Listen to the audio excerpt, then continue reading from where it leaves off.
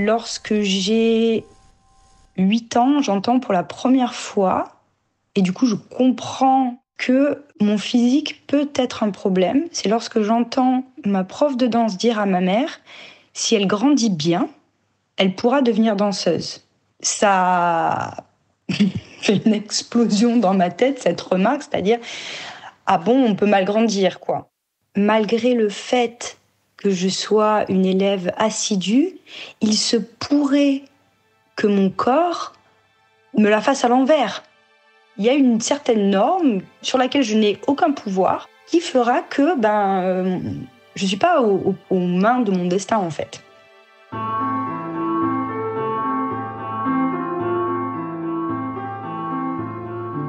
Accord perdu, épisode 5.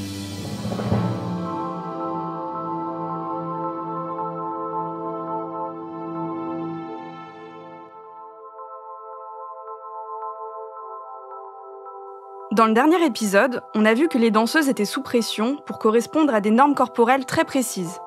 Il faut être jeune, très mince, musclé mais pas trop, plutôt avoir la peau blanche et un visage de poupée. Ce modèle type de la ballerine n'a rien d'anodin. Il repose sur une véritable logique de fétichisation du corps des danseuses, qui est vue avant tout comme un objet sexuel et dont les différentes parties du corps sont objets de fantasmes.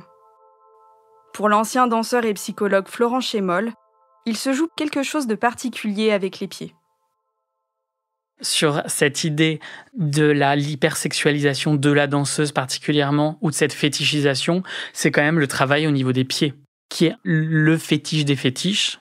Et donc, la femme ensanglantée des pieds, avec tous ces fantasmes de oui, qu'est-ce que tu mets au bout de tes pointes? Est-ce que tes pieds nus, est-ce que tu mets du veau, comme on faisait dans les années des escalopes, là, dans les années 70-80? Ça, à mon avis, ça parle à pas mal de personnes qui ont ces fétiches. Et tu vois, ce que dit Florent Chémol, en fait, ça me fait penser à quelque chose qui est assez admis, qui se fait beaucoup, en tout cas, dans les grands théâtres. C'est que les danseuses vendent aux enchères leurs pointes, leurs chaussons de danse. C'est-à-dire qu'elles ont utilisé ces pointes, elles ont travaillé, elles ont dansé dedans, transpiré dedans. Et elles les vendent aux enchères et il y a des gens qui les achètent. Pour la critique, chercheuse et danseuse flamande Ilse Gekier, les danseuses elles-mêmes entretiennent un rapport à leur corps qui est de l'ordre de la fétichisation. Dans son article de 2016 intitulé « Oui tout, quand les danseuses parlent de sexisme », elle écrit « Il existe une habitude culturelle qui consiste à fétichiser notre corps de danseuse. Il semble que les choses soient en train d'évoluer, mais pour l'heure, voici comment la génération dont je fais partie a appris le métier de danseuse, en se regardant dans un miroir tous les jours. C'est une façon très particulière de vivre sa jeunesse, qui plus est pour une femme. Ceci ayant souvent pour conséquence des comportements maladifs tels que troubles de l'alimentation, rapport obsessif à l'entraînement, besoin permanent de discipliner son corps, volonté d'être désirable, etc.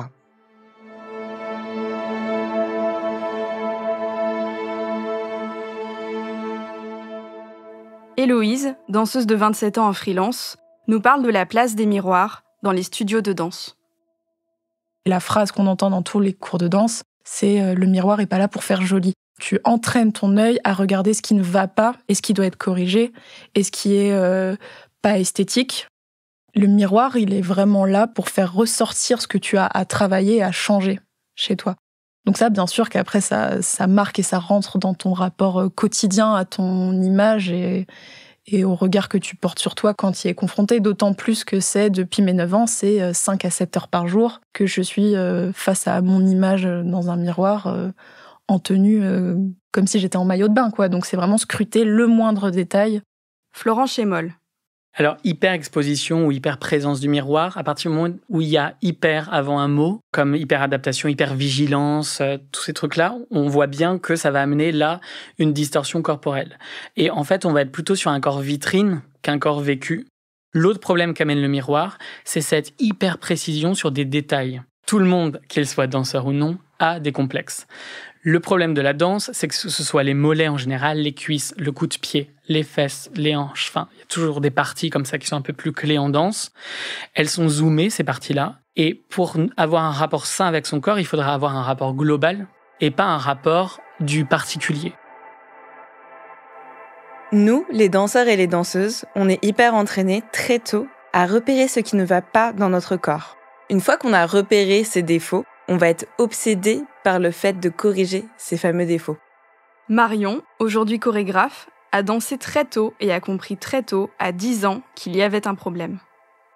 La jambe de la danseuse classique doit faire une courbe qu'on dit en X, donc les genoux légèrement incurvés.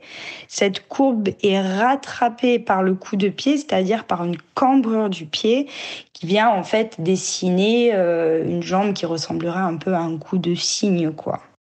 Moi, ma jambe, elle fait bien le cygne, mais au bout, on n'est plus sur du canard.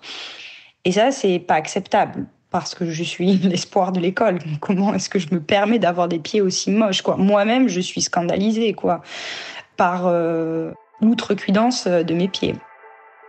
Le coup de pied, coup écrit C-O-U, sans P, c'est la cambrure naturelle de ton pied quand tu le tends. C'est ce fameux coup de pied qui t'aide à monter sur les pointes. Pour être une danseuse classique et rentrer en compagnie, tu ne peux pas ne pas l'avoir. C'est presque impossible de le développer. Tu l'as à la naissance ou tu ne l'as pas. Je le remarque, mais on m'invite à le remarquer. Du coup, effectivement, mes professeurs de danse me disent, et je me rappelle parce que c'est l'expression qu'ils utilisent, c'est forcer ses pieds. Est-ce que tu travailles tes pieds ? Est-ce que tu forces tes pieds ?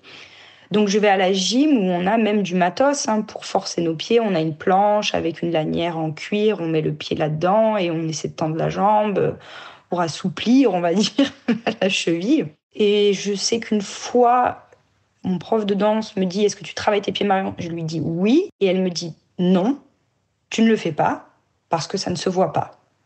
Et donc là, je redouble d'exercices. Je demande à ma mère de me construire une planche avec une lanière en cuir. Je lui demande de m'acheter des poids. Puis je passe à l'armoire. L'armoire, c'est une méthode qu'on va appeler artisanale, pour ne pas dire barbare. C'est hyper répandu chez les danseuses et les danseurs pour modifier la cambrure des pieds. D'ailleurs, elle se décline en radiateur ou meuble télé. Vous allez comprendre. Le principe, la technique, c'est le levier. Donc, je glisse les pieds sous l'armoire. Les métatarses viennent toucher le bas de l'armoire. J'ai les genoux pliés. Et en tendant les genoux, mes pieds se soulèvent. Et en fait, c'est le poids de l'armoire contre la tension que je mets sur mes genoux. Donc, c'est vraiment le levier. Donc, le poids de l'armoire se retrouve sur mes métatarses. Et donc, je tiens mes genoux plaqués au sol. Et l'armoire, doucement, elle descend. Mes pieds, ils cambrent. Et petit à petit, l'armoire... j'essaye que mes métatarses touchent le sol et que du coup, ça fait une belle cambrure, quoi. Donc, quand je sors les pieds de dessous l'armoire, ils sont superbement bien cambrés. La peau est un peu abîmée, un peu bleue à l'endroit de l'armoire. Et là, je les pointe et je les regarde. Et je me rappelle, j'ai vraiment des espèces de bouffées de plaisir à ce moment-là. Et en fait, quelques minutes après, cette cambrure disparaît, quoi. Ça ne tient pas.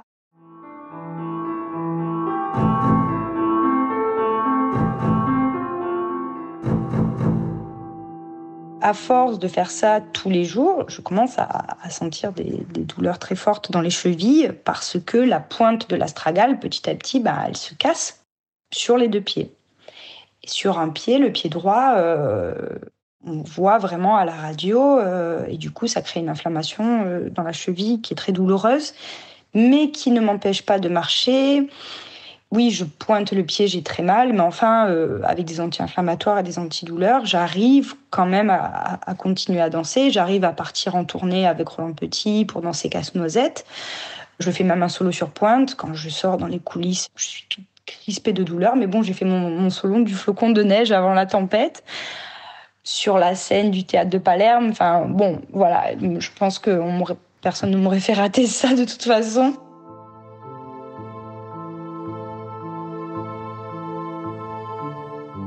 Après les représentations de Casse-Noisette en Sicile, Marion commence à déchanter.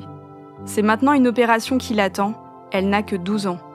À la clinique, Marion attrapera un staphylocoque doré qui infectera sa cheville droite. Elle mettra des semaines à remarcher. Comme mes pieds ne fonctionnent plus aussi bien qu'avant, je n'arrive plus à danser aussi bien qu'avant, je suis moins performante, je deviens peu à peu une élève médiocre. Et en fait, c'est sur eux que ma défaite, finalement, vient prendre corps, littéralement. C'est-à-dire qu'ils deviennent, en fait, les responsables de ma chute, on peut dire, d'une certaine manière, quoi. J'en veux pas au corps enseignant, ni à qui que ce soit. En fait, c'est vraiment... Mon corps a failli. Je ne suis moi-même plus rien, puisque sans cette puissance d'agir de mon corps, je ne suis plus rien. Et je ne suis plus rien au sens même de mon identité, puisque si je ne suis plus danseuse, je n'ai rien construit d'autre, finalement. L'école du Ballet national de Marseille, loin de l'aider à traverser l'épreuve de la blessure, la conforte dans son mal-être. Je suis plus méritante, donc on m'ignore. Je n'existe plus. Donc avant, je faisais preuve de toutes les attentions, et puis là, je deviens transparent, je deviens grise, je deviens fantôme. Marion n'a plus le choix. Elle doit arrêter la danse pour guérir. Elle quitte l'école du Ballet national de Marseille. Après une période de rééducation et une deuxième opération, elle reprendra tout de même la danse. Mais il lui faudra du temps pour ne plus détester ses pieds, qui lui ont tant fait défaut.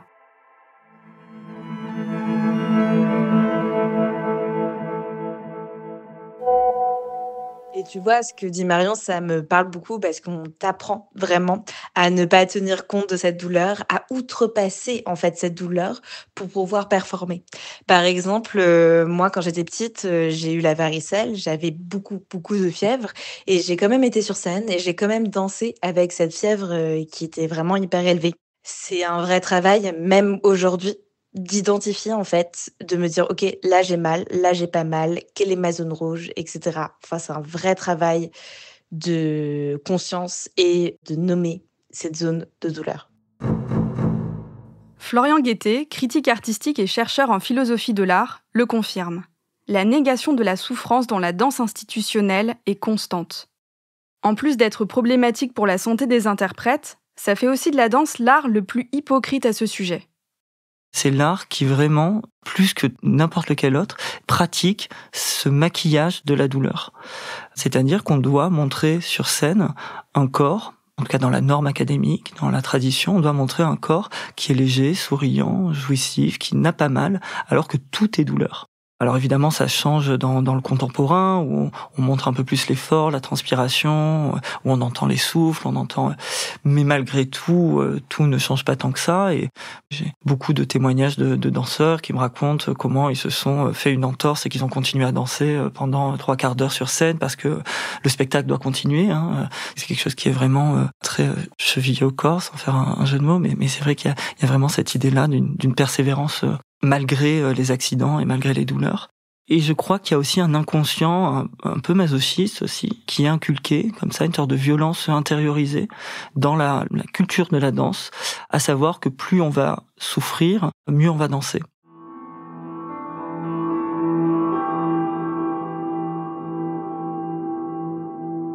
Inès a 25 ans.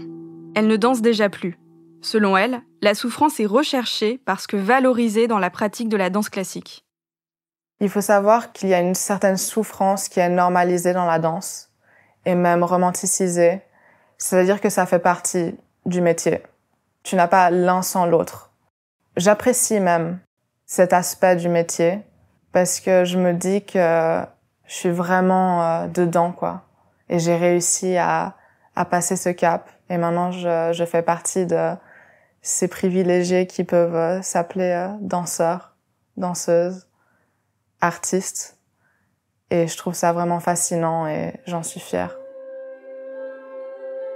Cet inconscient masochiste, je trouve qu'on le perçoit hyper bien dans le film Black Swan dont on vous a déjà parlé.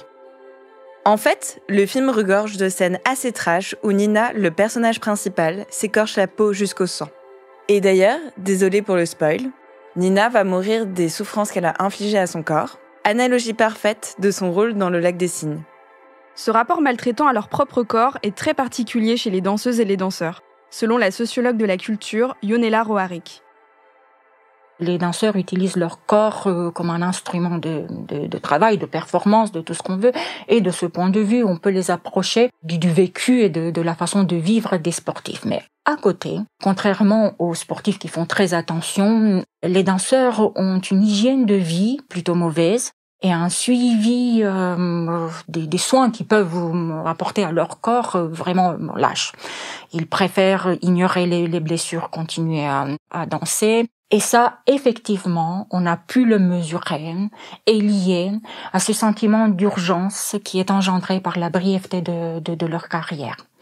En effet, ils se nourrissent mal, ils dorment mal, ils n'épargnent pas leur corps, ils s'entraînent régulièrement et dans des conditions extrêmes, ils ignorent leurs blessures, ils payent un prix fort puisque leur corps est abîmé, puisque des blessures deviennent de plus en plus des blessures de fatigue. Il y a même dans beaucoup de certificats médicaux, on voit apparaître cette expression fracture de fatigue. Toutes les parties du corps sont touchées, abîmées.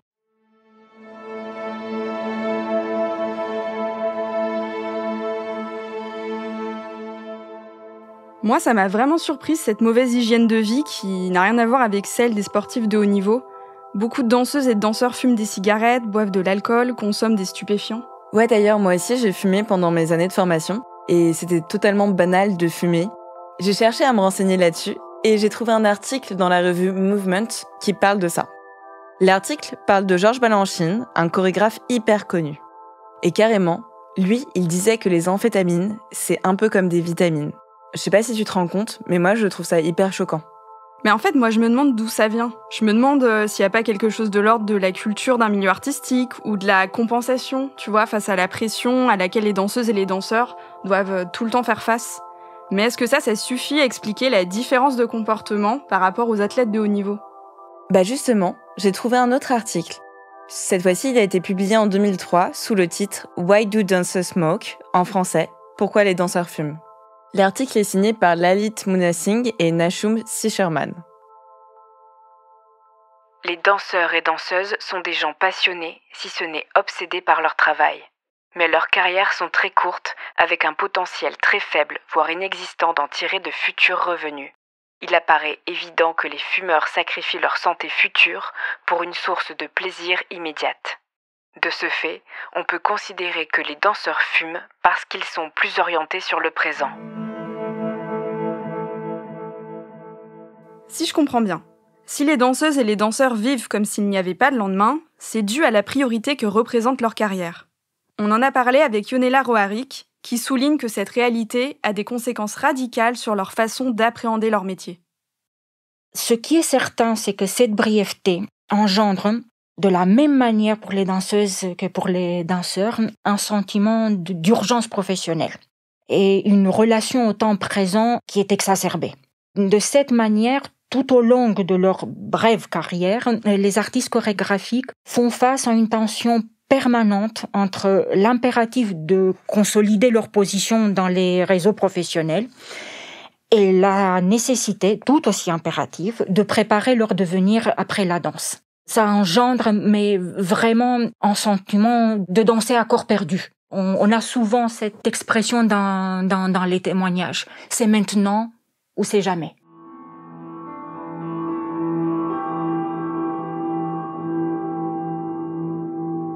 Cette danse, à corps perdu, on la saisit bien dans le récit que nous fait Héloïse de ses années de danseuse dans le ballet de l'Opéra national de Paris.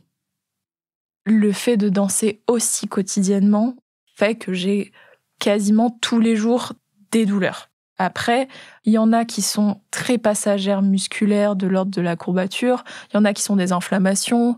De là, ça peut dépendre un peu des périodes parce que ça va être en effet, si jamais il y a un spectacle auquel je tiens beaucoup artistiquement, je vais me donner les moyens de passer au-delà de cette douleur. Donc oui, ça peut être des médicaments, c'est-à-dire des anti-inflammatoires ou antidouleurs, mais moi, c'est très rare. Parfois, je m'arrête, mais en général, je continue et je danse avec ces douleurs-là. Ouais. Et est-ce que tu as l'impression que vous dansez des fois dans des moments où vous devriez pas danser, justement pour votre corps ? Oui. J'assiste clairement dans ces périodes-là, dans ces productions-là, à des moments où des danseurs, des danseuses dansent avec parfois des os cassés, des entorses, enfin vraiment dans des situations physiques malmenantes, quoi.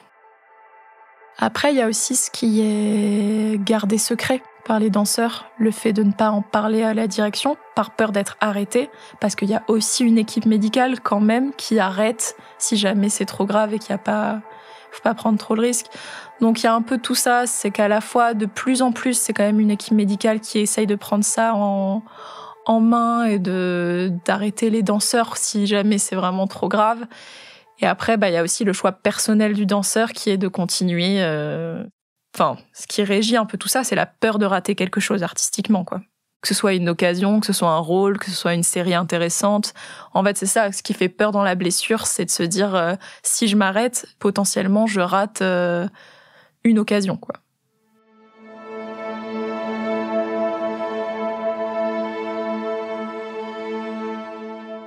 On n'en a pas trop parlé pour le moment, mais cette danse sans retenue, où l'interprète ne tient pas compte des besoins ni des limites de son corps, elle est aussi rendue possible par une chose, la discipline.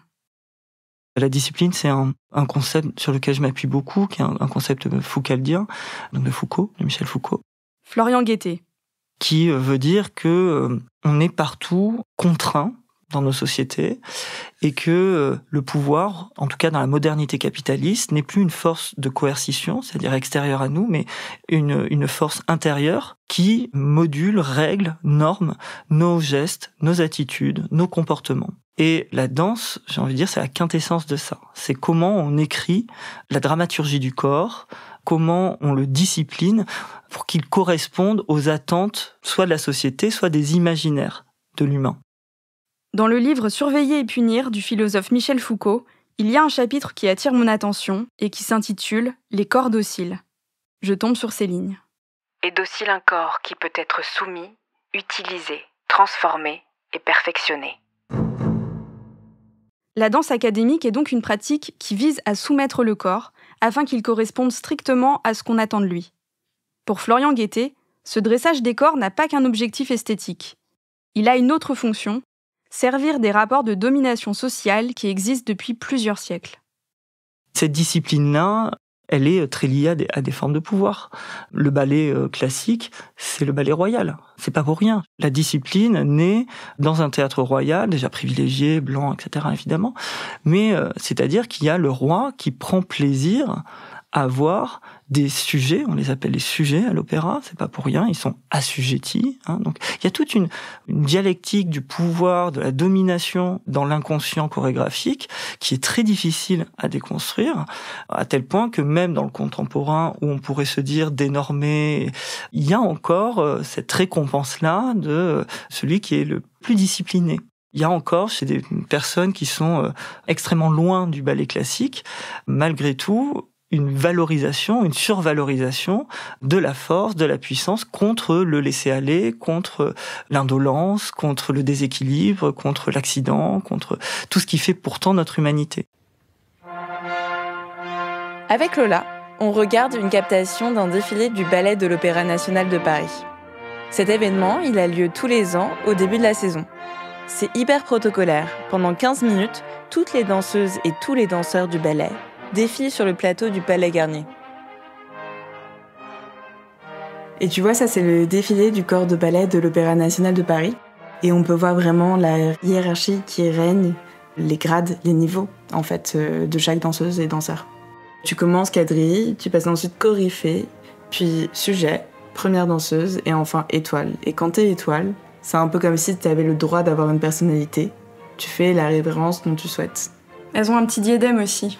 Ouais, elles sont un peu différentes, tu vois. Elles ont un costume où il y a un peu plus de strass, le diadème sur la tête. Ok. Et alors les autres défilent en rang comme ça ? Ouais, par rangée. Et du après... coup, par grade. Ouais, ok.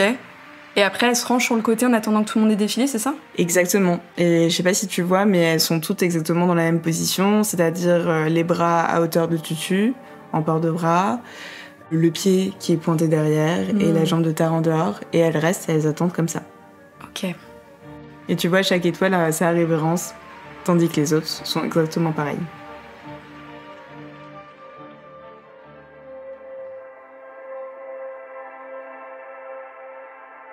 Yonela Roharig va jusqu'à établir une correspondance entre l'univers de la danse institutionnelle et le monde militaire. Un danseur cherche à accomplir des mouvements, certes que le commun de mortel ne peut pas accomplir, et en cela, il s'approche de la pratique sportive de haut niveau, mais il doit aussi discipliner ses mouvements par rapport à ceux des autres danseurs, et en cela, il s'approche davantage des militaires. Pour les uns comme pour les autres, l'apprentissage est à la fois un travail individuel sur le corps, et l'acquisition renforcée d'ordre rigoureux et collectif. Comme les militaires, les danseurs accordent une large place à l'acceptation de la discipline, du contrôle, de la souffrance, de la douleur, de la maîtrise de risque et surtout de la soumission. On ne peut pas se permettre de se montrer plus que la collectivité. On doit se mettre à la recherche d'une harmonie qui mette la collectivité, le projet artistique, l'acte créateur en avant. Et le modèle typique pour ça, c'est ces scènes de ballet, par exemple dans le Lac des Cygnes, où il y a tout le corps de ballet, comme on dit, donc le corps de ballet qui est en fait un ensemble de corps, tous ces danseurs. On ne verra jamais la danseuse qui tourne 3 fois au lieu de 2. Et quand bien même elle serait capable et elle le ferait avec la grâce la plus extraordinaire, elle doit se limiter à mettre sa capacité à tournoyer au service de son danse. Elle tournera 2 fois, pas 3.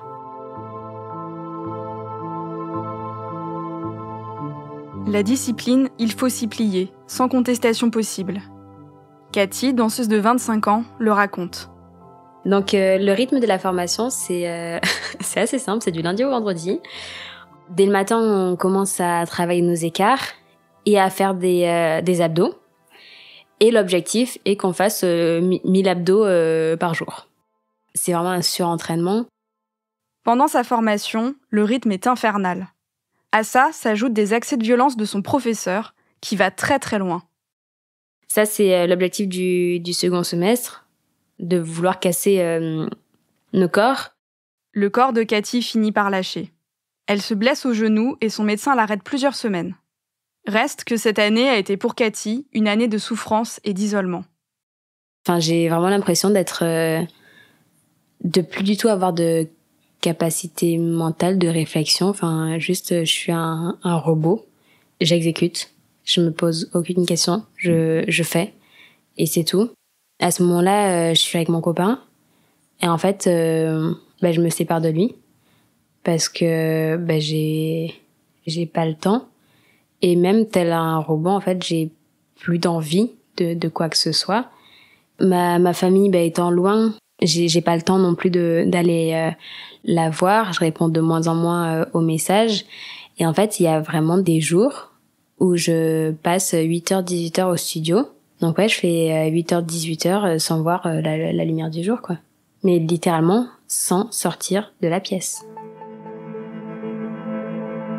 Tu sais, moi, quand j'ai arrêté la danse classique, je savais plus qui j'étais, ni ce que j'aimais. Mais tu veux dire en danse ou d'une manière générale ?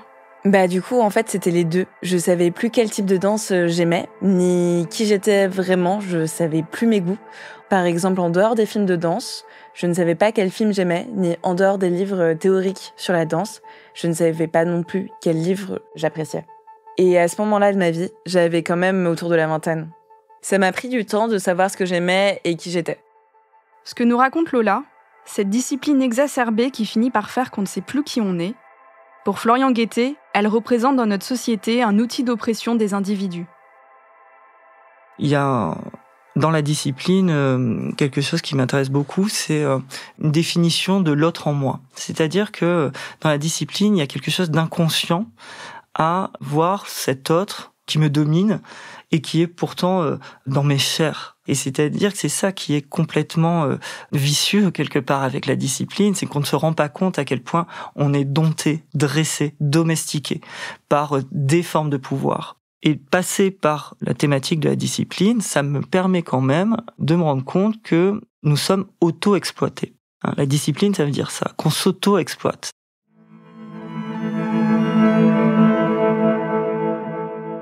Pour échapper à cette auto-exploitation, certaines danseuses et certains danseurs décident de faire de la danse autrement.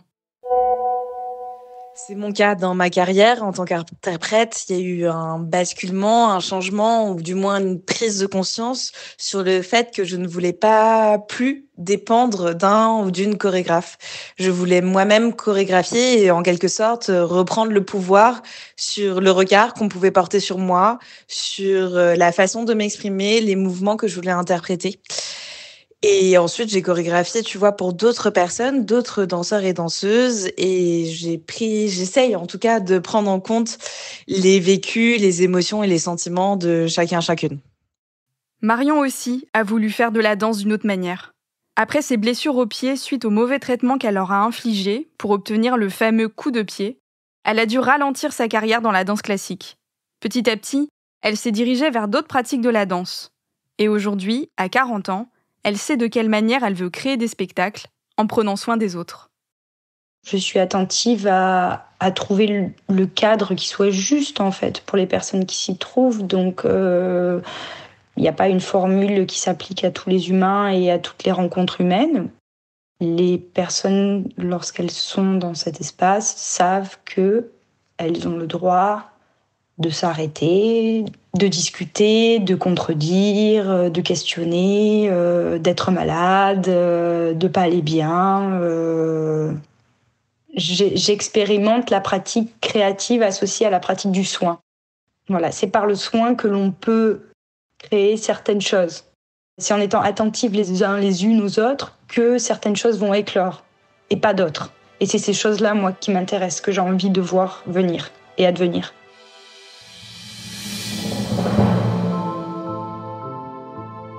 Vous venez d'écouter le 5e épisode du podcast Accords perdus, écrit par Lola Berthet et documenté par Lola Rudroff. Avec les témoignages des danseuses Héloïse, Marion, Inès, Cathy et les propos de Florent Chémol, Florian Guettet, Yonela Roharic et Ilse Guéquier. Ce podcast est produit et réalisé par Slate Podcast sous la direction de Christophe Caron. Production éditoriale, Nina Pareja. Réalisation et montage, Aurélie Rodriguez. Musique, Arnaud Denzler.